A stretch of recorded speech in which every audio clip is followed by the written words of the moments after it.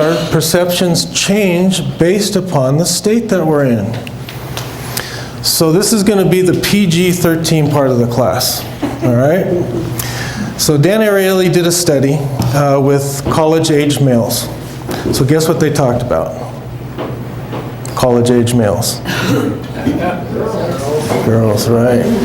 So he asked him, he gave him a questionnaire. He says, will you engage in unsafe, kinky, or morally questionable sexual behavior? And he asked him a range of sexual questions, you know, stuff that you and I would probably never even consider or think of. And of course, the majority responded negative. No, I wouldn't do that kind of stuff. That's crazy. Then he showed him pornography. Once aroused, they got aroused. We're talking college-age males, right? Same questions. They got in a hot state. Once they got in a hot state, they were twice as likely to say yes to those questions. So what does sex and investing have in common? Whether you're a man or a woman or investor, you will be seduced. And if you put yourself in those situations, it gets even worse. You go to a bar, right?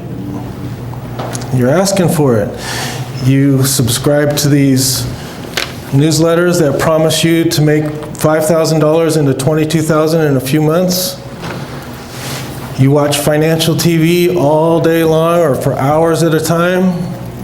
Listen to tips from friends, neighbors. Yeah, that's another one. Because they never tell you about the losers. So will you make the right decision? Will you make the right decision? Where's the family tonight? Kids are with their friends, and wife is out of town in Cleveland. What's in Cleveland? She's following her dreams. No one's dreams are in Cleveland. It's Cleveland, and then Boston, and New York, Trenton, Philly. She's on tour with her band. Her band. She's in a band. She's on tour with her band. Yeah. I knew something was up.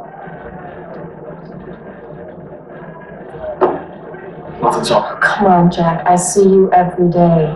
You have that look a man gets when something breaks and he can't fix it.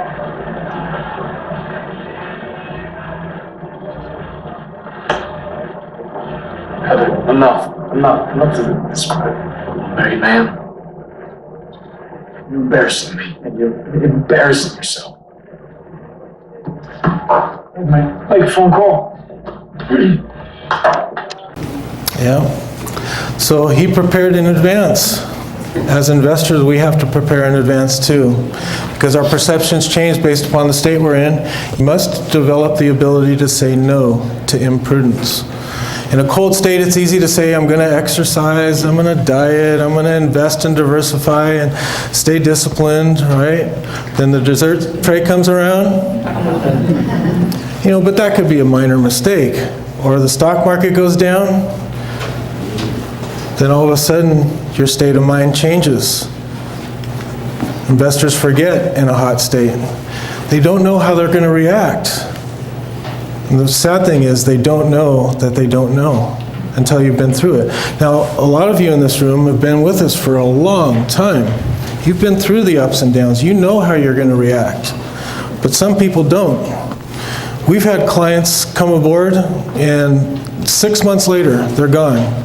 Because their first period was down, and it happened maybe 3 or 4 times in 15 years, but it's happened. First period is down. They get in, it's down. I know it's going to go down further. Oh, maybe not. Let us rebalance, stay disciplined, stay diversified, but they cause themselves permanent losses. Permanent losses. And their intentions were good at the beginning. We're poor judges of our own behavior in advance.